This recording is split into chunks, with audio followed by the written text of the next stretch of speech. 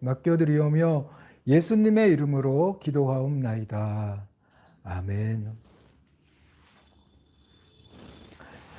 여러분, 오늘 우리 기독교는 회개의 종교입니다.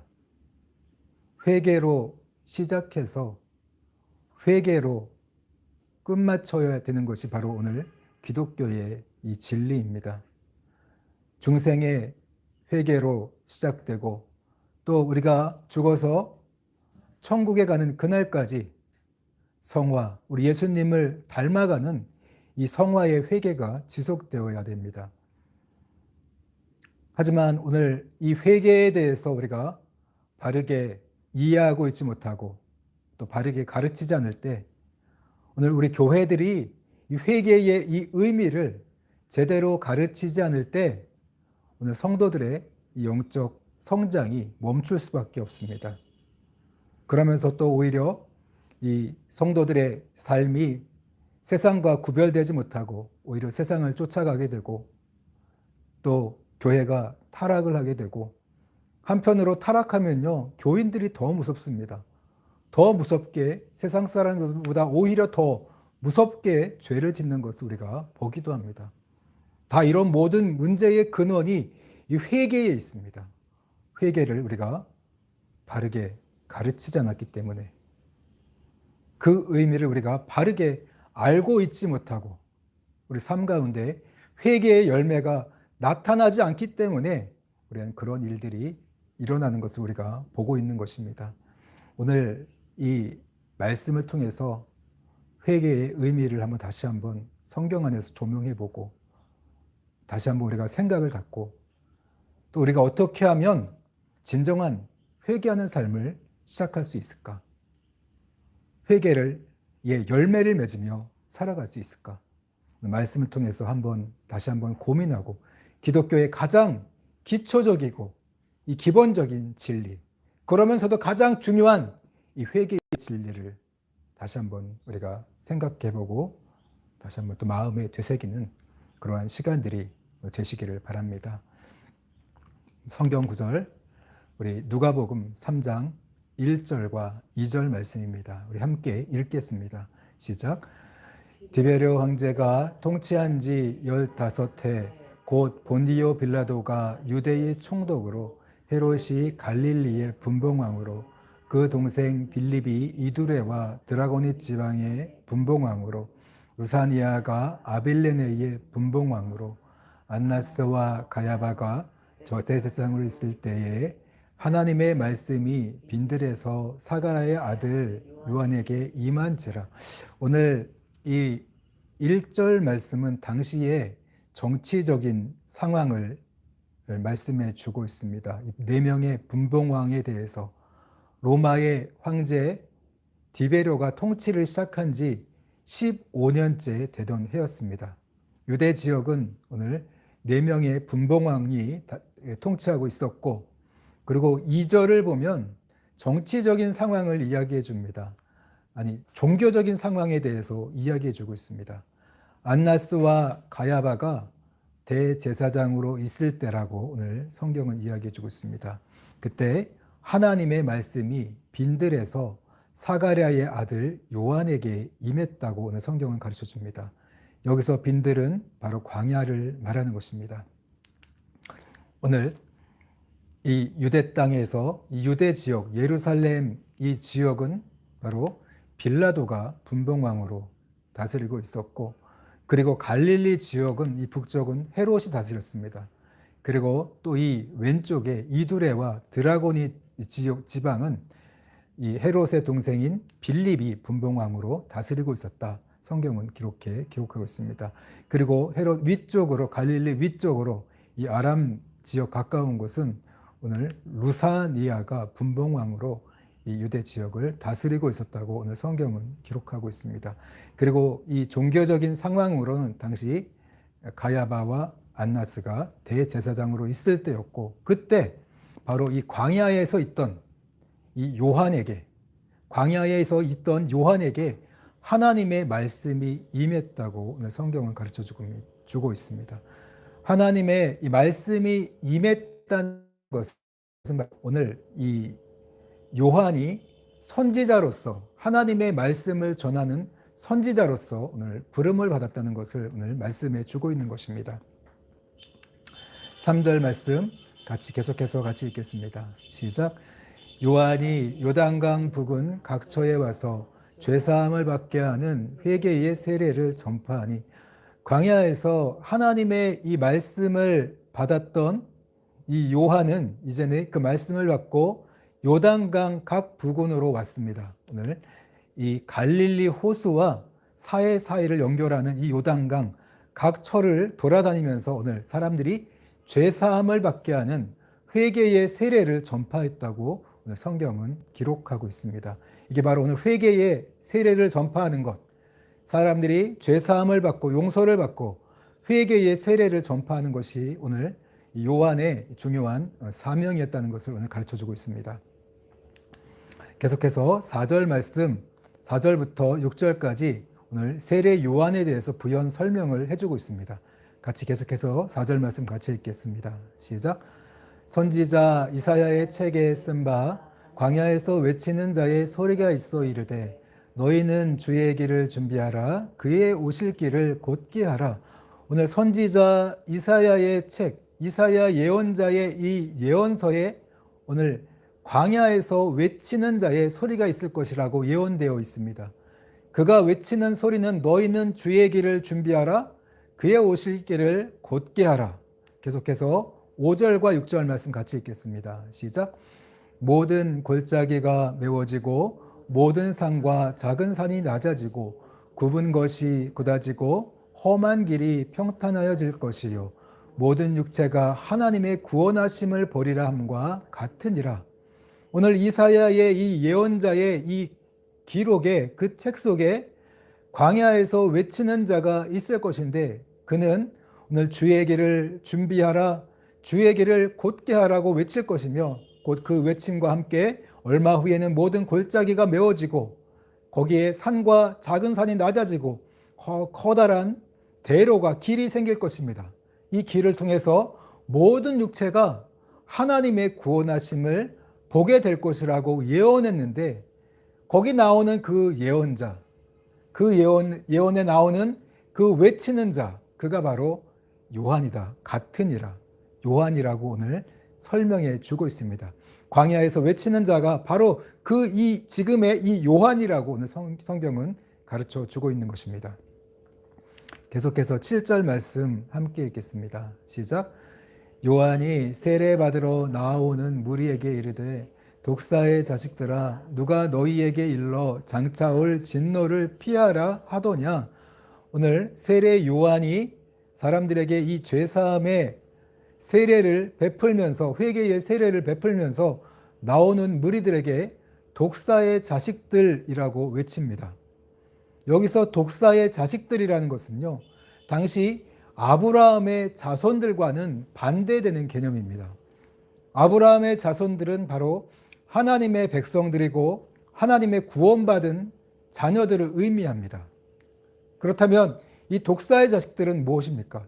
하나님을 믿지 않는, 하나님의 백성이 아닌 이런 사단의 백성, 하나님의 이 보호를 벗어난 그런 백성들, 이방인들을 바로 독사의 자식들이라고 했습니다. 그런데 오늘 이 말씀을 보면 여기 요한이 세례를 받으러 나오는 무리에게 이렇습니다. 여기 무리는 바로 자신들이 아브라함의 자손이고 하나님의 구원받은 백성이라고 믿는 자들이에요. 그들을 향해서 오늘 세례 요한은 아브라함의 자손들아 이리로 오너라, 그게 아니라 독사의 자식들아 이렇게 외칩니다. 책망합니다. 누가 너희에게 일러서 장차 올 진노를 피하라 하더냐. 하나님의 진노가 임박한 걸 너희들이 어떻게 알았느냐. 그 피할 길을 누가 가르쳐 줬느냐. 이렇게 오늘 요한이 외칩니다. 계속해서 8절 말씀 같이 읽겠습니다. 시작. 그러므로 회개에 합당한 열매를 맺고 속으로 아브라함이 우리 조상이라 말하지 말라. 내가 너희에게 이르노니 하나님이 능히 이 돌들로도 아브라함의 자손이 되게 하시리라. 네, 오늘 8절 말씀을 보면 세례 요한이 오늘 자신에게 세례받으러 나오는 이 유대인들, 아브라함의 자손이라고 믿고 있는 그들에게 독사의 자식들이라고 외쳤던 그 이유가 나타나 있습니다. 왜 그렇습니까? 회개에 합당한 열매를 맺지 않았기 때문입니다. 아브라함의 자손이 되었다면, 하나님의 구원받은 백성이 되었다면 하나님의 구원받은 백성답게 회개에 합당한 열매를 맺고 합당한 삶을 살아야 된다는 거죠. 근데 그렇지 않았기 때문에 독사의 자식들이라고 이렇게 표현한 것입니다. 그러면서 이렇게 이야기해요. 속으로 아브라함이 우리 조상이라 말하지 말라. 이 말씀의 의미는요, 속으로 너희들이 구원받은 아브라함의 자손, 구원받은 하나님의 백성이라고 생각하지 말라는 거예요. 믿지 말라는 거예요. 회개에 합당한 열매를 맺고 있지 않으면서 하나님 앞에 하나님의 거룩한 삶, 하나님 앞에 합당한 이 거룩한 삶을 살아가지 않으면서도 내가 구원받은 하나님의 백성이요, 아브라함의 자손이라고 믿지 말라는 거예요. 생각하지 말라는 거예요. 오늘 8절의 이 말씀을 보면 오늘 현대 이 교회하고는 정반대죠. 우리 한국의 교회들 어떻습니까? 구원의 확신을 가지라고 강요하죠. 구원의 확신을 가져야 된다. 구원받는 그런 삶, 합당한 삶, 그거에 대해서는 가르치지 않아요. 먼저 구원의 확신을 가져야 된다. 안 들면 아멘 시키고 확신을 강요해요. 그러나 오늘 세례 요한은 그렇게 말하지 않았습니다. 내가 하나님의 자녀답게 살아가지 못한다면, 회개에 합당한 열매를 맺고 있지 않다면 구원받았다고 믿지 마라. 속으로 아브라함의 자손이라고 하나님의 자녀가 되었다고 생각하지 마라. 이렇게 가르칩니다. 왜냐하면 내가 너희들에게 이르노니 하나님이 이 능히 이 돌들로도 아브라함의 자손이 되게 하시리라. 하실 수 있다. 이 돌 가지고도 아브라함의 자손을 만들 수 있다는 거예요. 정말 중요한 건요, 아브라함의 자손이 되는 것, 내가 아브라함의 자손이라고 믿는 것, 그것보다 더 중요한 게 뭡니까? 아브라함의 자손답게 회개에 합당한 삶을 사는 것, 회개의 열매를 맺으며 하나님의 백성답게 사는 것이 더 중요하다는 것을 오늘 8절은 가르쳐주고 있습니다. 그만큼 회개가 중요한 거예요. 계속해서 9절 말씀 같이 읽겠습니다. 시작. 이미 도끼가 나무 뿌리에 놓였으니 좋은 열매 맺지 아니하는 나무마다 찍혀 불에 던져지리라. 여러분, 우리 하나님은 분명합니다. 열매를 보고 판단하셔요. 우리의 믿음이 진짜이냐 가짜이냐, 합당한 믿음인가 거짓된 믿음인가, 진정한 구원의 확신인가 가짜 거짓 확신인가, 무엇을 보고 판단하겠습니까?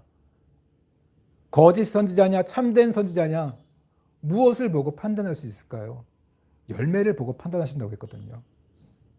우리가 회개에 합당한 삶, 구원받은 백성으로 이런 회개의 열매를 맺지 않고 살아간다면 주님은 알곡과 가라지를 구분하시고 심판하시는 분이라는 거예요. 오늘 열매를 맺지 아니하는 가라지는 오늘 찍혀서 불에 던져지게 될 것입니다. 심판하시는 분이라는 것을 분명하게 이야기해 주고 있어요.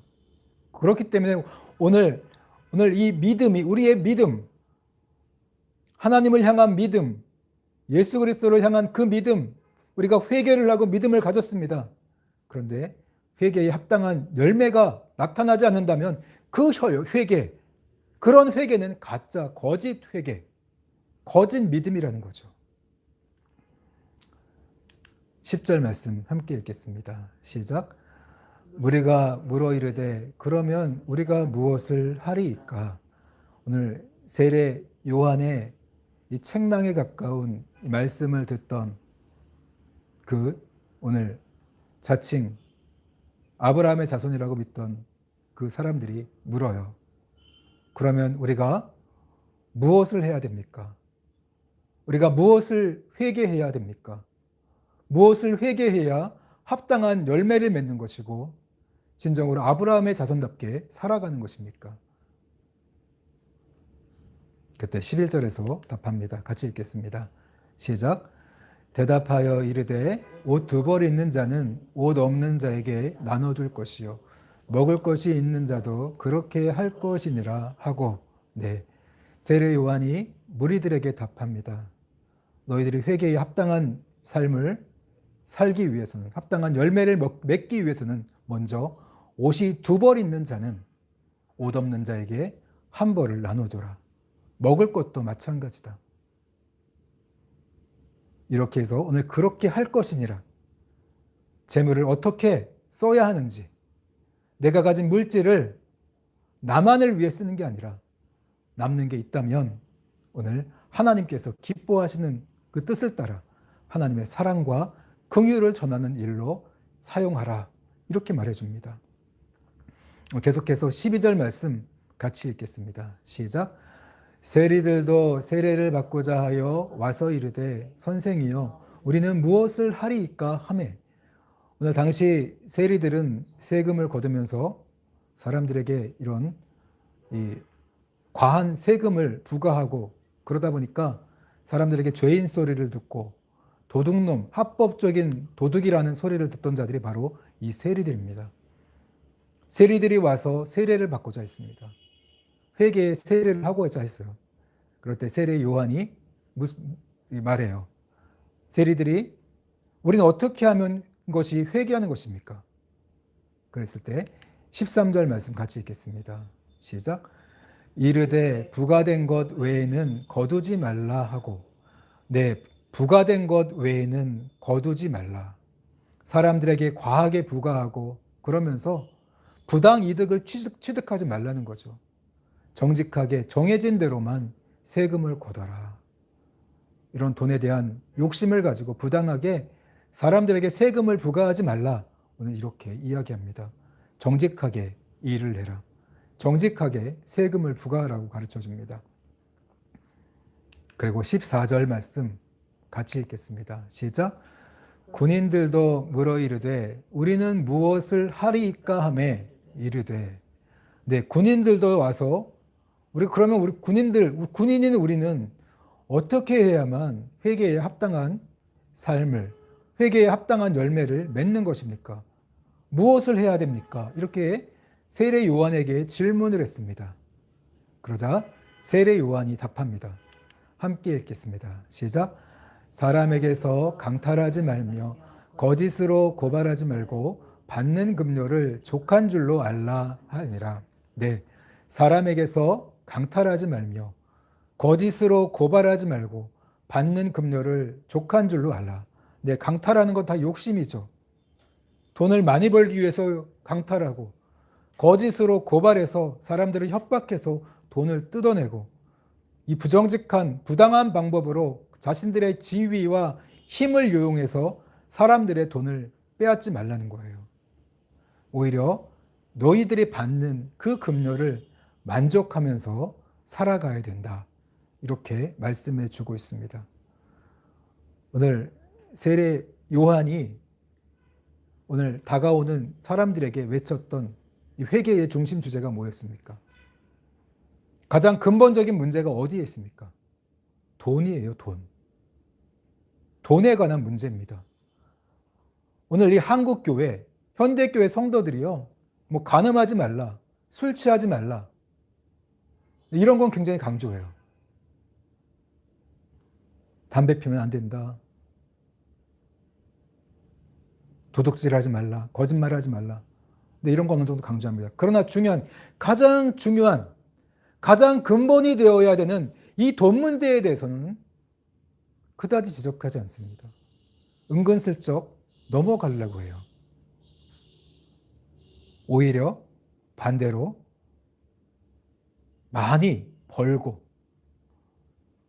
또 많이 헌금하고 이런 것들을 자랑합니다. 그러나 오늘 세례 요한이 가르쳤던 가장 회개의 가장 기본적인 게 돈의 회개였어요. 이 돈을 회개하지 않으면 우리가 주님을 따르는 주님 말씀을 순종하는 삶을 살아갈 수가 없습니다. 그러다 보니까 오늘 우리 돈에 대한 이 회개를 우리가 바르게 가르치지 않고 또 바르게 인식하고 있지 않기 때문에 간음하지 말라, 도적질하지 말라, 거짓말하지 말라. 여러분, 돈에 대한 회개가 선행되지 않으면 이런 나머지 이 죄에 대한 문제들이 해결되지 않습니다. 성경 디모데전서 6장 9절에서는 이렇게 말씀해 주고 있습니다. 같이 읽겠습니다. 시작. 부하려 하는 자들은 시험과 올무와 여러 가지 어리석고 해로운 욕심에 떨어지나니 곧 사람으로 파멸과 멸망에 빠지게 하는 것이라. 오늘 6장 9절에서 부하려 하는 자들은요, 이런 돈에 욕심을 내고 많은 부자가 되고 하는, 돈을 많이 벌어서 부자가 되고 하는 자들, 되려고 하는 자들, 그 욕심을 버리지 못하는 자들은요, 시험과 올무, 덫에 걸린다는 거예요. 덫에 걸려서 여러 가지 어리석은 일을 해요. 그래서 해로운 욕심에 떨어진다. 이 해로운 욕심이라는 것은요, 남들에게 피해를 끼친다는 거예요. 남들을 아프게 하고 피해를 끼치는 그 욕망, 충동을 절제하지 못하고 그렇게 된다는 거예요. 결국 이 돈 욕심을 우리가 버리지 못하면 여러 가지 어리석은 행동, 남들에게 피해를 끼치는 죄를 짓게 되고 시험과 올무에 빠지게 되고 결국에는 그 죄로 인해서 파멸과 멸망에 빠지게 된다는 거죠. 그러니까 죄의 시작이 이 돈에서 시작되는 거예요. 10절 말씀입니다. 계속 같이 읽겠습니다. 시작. 돈을 사랑함이 일만 악의 뿌리가 되나니 이것을 탐내는 자들은 미혹을 받아 믿음에서 떠나 많은 근심으로써 자기를 찔렀도다. 내 돈을 사랑하는 마음, 돈을 의지하고 돈을 탐하는 그 마음이 바로 일만 악의, 모든 악의 근원이 된다는 거예요. 결국 돈에 대한 회개가 없다면요, 간음죄나 다른 여러 가지 죄들의 회개가 이루어질 수가 없다는 거죠. 근데 그동안 오늘 이 한국교회가 이 돈을 사랑하는 거에 대해서 회개하지 않았어요. 잘 가르치지 않아요. 저도 많이 들어보지 못했어요. 오히려 신앙생활을 잘하면 돈을 많이 벌고 하나님이 많은 복을 주시고 이런 쪽으로 불을 더 오히려 부추겼습니다. 그러나 오늘 성경은 일관되게 이 이야기예요. 돈을 사랑하는 것이 모든 죄악의 시작이다. 거기서 죄가 시작되는 것이다. 결국 돈을 사랑하는 마음을 너희들이 버리지 않는다면 미혹을 받게 되고 믿음에서 떠나게 된다. 그리고 근심으로써 자기를 찔렀도다. 이 말씀은요, 여기서 근심이라는 이 단어는요, 육체적인 고통과 정신적인 고통을 말하는 거예요. 돈을 사랑하기 때문에 돈을 추구하는 삶을 살아가다 보면 오히려 육체적으로 정신적으로 고통이 임하는 삶을 살아갈 수밖에 없다는 것을 성경은 가르쳐주고 있습니다. 마태복음 6장 24절 말씀이에요. 같이 읽겠습니다. 시작. 한 사람이 두 주인을 섬기지 못할 것이니 혹 이를 미워하고 저를 사랑하거나 혹 이를 중히 여기고 저를 경히 여김이라. 너희가 하나님과 재물을 겸하여 섬기지 못하느니라. 너희가 하나님과 재물을 겸하여 섬기지 못하느니라. 여러분, 재물에 대한 회개가 없다면 우리가 재물에 대한 분명한 회개와 분명한 생각을 가지고 성경적인 생각을 가지고 우리가 살아가지 않는다면 하나님을 올바르게 섬길 수 없다는 거예요. 동시에 섬길 수 없습니다. 그런데 마치 우리는 동시에 섬길 수 있는 것처럼 살아가요. 오늘 세례 요한의 가르침이나 또 사도 바울의 가르침이나 오늘 마태복음 예수님의 가르침이나 일관됩니다. 돈을 회개하지 않으면 하나님을 바르게 섬길 수 없다. 돈을 진정으로 회개하지 않으면 이런 모든 악에서 떠날 수 없다는 것을 오늘 계속 가르쳐주고 있는 거죠. 성경에 보면 돈이 많았던 부자 청년의 이야기가 나옵니다.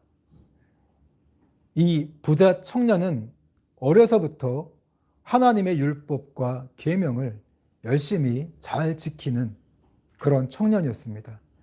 그래서 남들보다 착하고 선하게 살아왔던 그런 청년입니다. 그럼에도 불구하고 이 청년의 가슴에 고민이 있었습니다. 내가 과연 이렇게 살다가 죽었을 때 영원한 생명을 얻을 수 있을까? 이렇게 살다가 죽었을 때 과연 천국에 들어가고 구원을 받을 수 있을까? 그거에 대한 고민, 그것에 대해서 확신을 할 수가 없었어요. 그래서 어느 날 예수님을 찾아간 거예요. 그리고 예수님의 이 발 앞에 무릎을 꿇고 예수님께 질문합니다. 선한 선생님, 제가 어떻게 하면 영원한 생명, 영생을 얻을 수 있겠습니까? 이 청년의 질문을 듣고 예수님께서 말씀하십니다. 내가 어찌하여 나를 선하다고 말하느냐? 선하신 분은 하나님 한 분밖에 없느니라. 그러면서 또 계속해서 말씀하세요. 내가 율법을 알지 않느냐? 간음하지 마라. 도적질하지 마라. 살인하지 마라. 거짓 증거하지 마라. 내 부모를 공경하라고 하였느니라. 이 말씀이 떨어지자마자 오늘 이 부자 청년은 자신 있게 말합니다. 선생님, 저는 어려서부터 이 모든 계명을 다 지키면서 살아왔습니다. 이 청년의 말을 들은 예수님께서 다시 말씀하세요. 그렇다면 정말 내가 영생을 얻고자 한다면 한 가지 부족한 것이 있다. 너의 소유를, 너의 재산을 다 팔아서 가난한 자들에게 나누어 주거라. 그리하면 내 보화가 하늘에 있게 될 것이다. 그리고 나를 쫓아오너라. 이렇게 말씀합니다. 그래서 이 청년이 고민을 하게 되죠. 돈을 나눠주고 포기하고 구원자 되시는 예수님을 쫓아갈 것인가? 아니야, 나는 돈을 포기할 수 없어. 둘 사이에서 고민하다가 결국은 예수님을 포기해요. 예수님을 포기하고 돈을 쫓아갑니다. 돈을 잃어버린, 돈을 따라가는 그 삶을 살게 되죠. 욕심을 버리지 못해서. 이 청년이 떠나가는 그 뒷모습을 바라보면서 예수님이 이런 말씀을 하세요. 낙타가 바늘구멍에 들어가는 것보다 부자가 천국에 들어가는 것이 더 어렵다.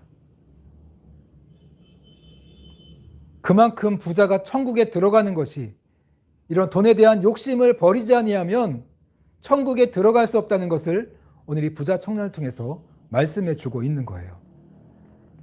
그런데 오늘 이 누가복음 18장과 또 19장에 보면요, 대비되는 인물이 하나 나와요. 그 사람은 바로 삭개오예요. 당시에 세리장이 여리고에서 세리장으로서 부자였던 이 삭개오. 삭개오라는 그 이름은요, 죄가 없는, 무죄한, 의로운 또는 순결한 그런 의미를 갖고 있습니다. 오늘 삭개오의 그 부모님은 이름을 지을 때 내가 하나님 앞에서 의롭게 살아라. 순결하고 거룩하게 살아라. 무죄하게 살아라. 그런 의미로 그 이름을 지어줬을 거예요. 근데 오늘 삭개오는 세리장으로 일하면서 사람들에게 죄인 취급당하고 도둑놈이란 소리를 듣게 됩니다. 그가 오늘 그 이름에 걸맞지 않는 삶을 살아가면서 많은 이런 고민을 했겠죠. 도둑놈 소리를 듣는데, 죄인 소리를 듣는데 누가 좋아하겠습니까? 그런 고민 가운데서 예수님을 찾아갑니다.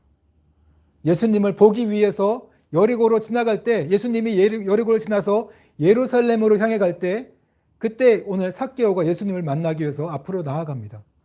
근데 키가 너무 작은 거예요. 그래서 보이질 않아요. 가득히 또 사람들이 너무나 많아서 볼 수가 없었죠. 그래서 오늘 예수님이 지나가는 그 길목 위에서 삭개오가 이렇게 나무 위에 올라가서 예수님이 오시는 모습을 지켜보게 됩니다. 그리고 예수님이 점점 다가와서 삭개오 앞에 서게 돼요. 그리고 삭개오를 쳐다보면서 예수님이 말씀하시죠. 삭개오야, 빨리 내려오너라. 오늘 내가 너의 집에서 머물러야겠다.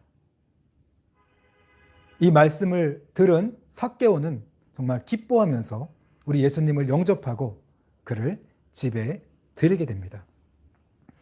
근데 오늘 사람들이 예수님이 이 죄인인 삭개오의 집에 들어가는 것을 보면서 많은 사람들이 수군거립니다. 어떻게 저렇게 예수님이 죄인의 집에 들어갈 수 있지? 어떻게 된 거 아니야? 정말 사람들이 보기엔 이해할 수 없는 그런 일이었어요. 당시 사람들의 생각으로는요, 죄인은 가까이 하면 안 돼요. 가까이 하면 그 죄가 나도 물들고 나도 죄인이 되기 때문에 가까이 하지 않았거든요. 왕따시키고 멀리 했는데 오늘 예수님이 사람들의 비난을 불구하고 그 죄인의 집에, 삭개오의 집에 들어간 거예요. 그랬을 때 오늘 삭개오가 예수님을 모시고 집에 들어가서 가장 먼저 했던 그 말이 뭐냐면, 선생님, 이제 내가 내 소유의 절반을 가난한 사람들을 위해서 나눠주겠습니다. 그리고 혹시나 내가 사람들을 속여서 취한 이득이 있다면 그것의 4배를 갚겠습니다. 이런 회개를 하게 되죠. 그 회개를 듣고 예수님이 오늘 삭개오에게 이야기해요. 오늘 이 집에 구원이 일어났느니라. 오늘 삭개오와 그 집이 구원을 받았다는 거죠. 그렇게 오늘 예수님께서 말씀을 선포합니다. 이 집에 구원이 이르렀다. 오늘 이 사람도 삭개오도 아브라함의 자손이로다. 이렇게 말씀하시죠. 그러면서 인자에 온 것은 오늘 잃어버린 자를 구원하기 위해서 온 것이라고 말씀을 하시면서 오늘 누가복음 19장의 말씀이 맞춰지고 있어요. 2사람의 부자가 나오죠. 한 사람은 그 물질, 돈에 대해서 회개를 하지 못했어요. 결국 예수님은 떠나가죠. 그러나 삭개오는 그 물질에 대해서, 돈에 대해서 회개를 하게 됩니다. 그랬을 때 삭개오는 구원을 받게 되죠. 누가복음 18장 25절 말씀이에요. 같이 읽겠습니다. 시작. 낙타가 바늘기로 들어가는 것이 부자가 하나님 나라에 들어가는 것보다 쉬우니라. 네. 낙타가 바늘기로 들어가는 게 불가능한 일이죠. 부자가 하나님의 나라에 들어가는 것보다 더 그래도 쉽대요. 그만큼 어렵다는 거죠. 오늘 이 소리를 부자 청년이 들었습니다. 그러나 오늘 죄를 회개했던, 돈의 문제를 회개했던 삭개오에 대해서는 예수님께서 이렇게 말씀하십니다. 누가복음 19장 9절 말씀이에요. 같이 읽겠습니다. 시작. 예수께서 이르시되 오늘 구원이 이 집에 이르렀으니 이 사람도 아브라함의 자손임이로다. 네, 이 집에 구원이 이르렀다. 이 사람도 아브라함의 자손이다. 이렇게 말씀해 주고 있습니다. 여러분, 오늘 이 말씀을 통해서 분명한 것은요, 돈에 대한 회개가 진실로 선행되지 않는다면 다른 죄에 대한 회개가 잘 이루어지지 않는다는 거예요. 이루어질 수가 없어요. 어떻게 돈에 대한 회개를 하지 않는데 우리가 이웃을 사랑하고 하나님을 사랑하며 살아갈 수가 있겠습니까? 그래서 가장 근본적으로 세례 요한부터 또 사도 바울부터 예수님까지 돈에 대한 분명한 회개를 오늘 외치고 있습니다. 돈에 대한 회개를 하지 않으면 결단코 천국에 들어갈 수 없다. 여러분, 오늘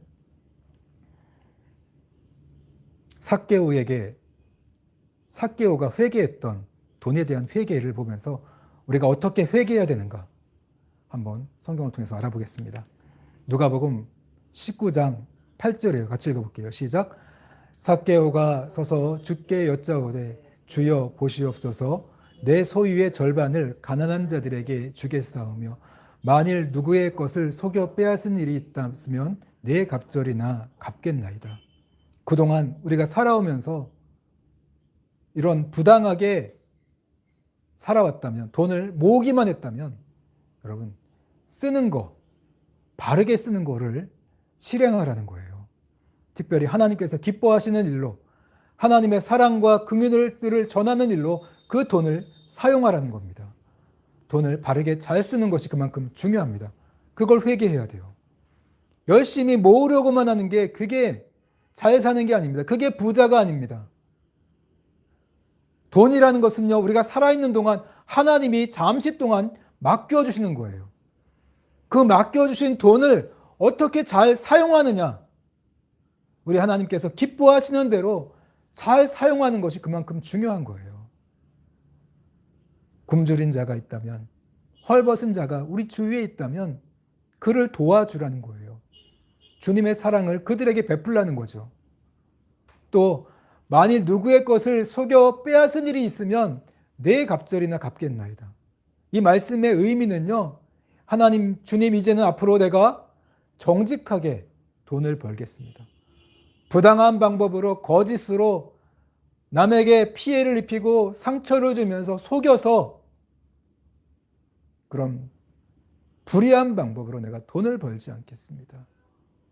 정직하고 바른 방법으로 돈을 벌겠습니다. 여러분, 돈에 대한 회개는요, 다른 게 아니라 두 가지예요. 잘 쓰는 거, 바르게 쓰는 거, 그리고 바르게 버는 거. 그 두 가지 회개입니다. 그것에 대한 분명한 회개가 있어야 되고 분명한 생각을 가지고 우리가 살아갈 때 이 회개에 합당한 열매를 맺는 삶을 살아가게 된다는 거예요. 오늘 이 말씀을 생각하시면서 여러분들 가장 우리가 참 슬쩍 넘어갔던 그런 부분입니다. 가장 중요한 부분임에도 불구하고, 성경이 말하는 가장 중요한 진리임에도 불구하고 우리가 은근슬쩍 넘어가려 했던 이 돈의 문제, 돈의 회개. 오늘부터는 정말 바르게 벌고 바르게 쓰게 해주세요. 의로운 방법으로 돈을 벌고 가진 것에, 버는 것에 만족할 줄 아는, 감사할 줄 아는 우리들이 되게 해주시고, 또 돈을 쓸 때도 정말 하나님이 기뻐하시는 그 의로운 일로 사랑과 긍휼을 전하고 하나님의 복음을 전하는 그 일로 우리가 가치 있게 쓰는, 생명을 살리는 일로 가치 있게 쓰는 우리들이 되게 해달라고 여러분 기도하셨으면 좋겠습니다.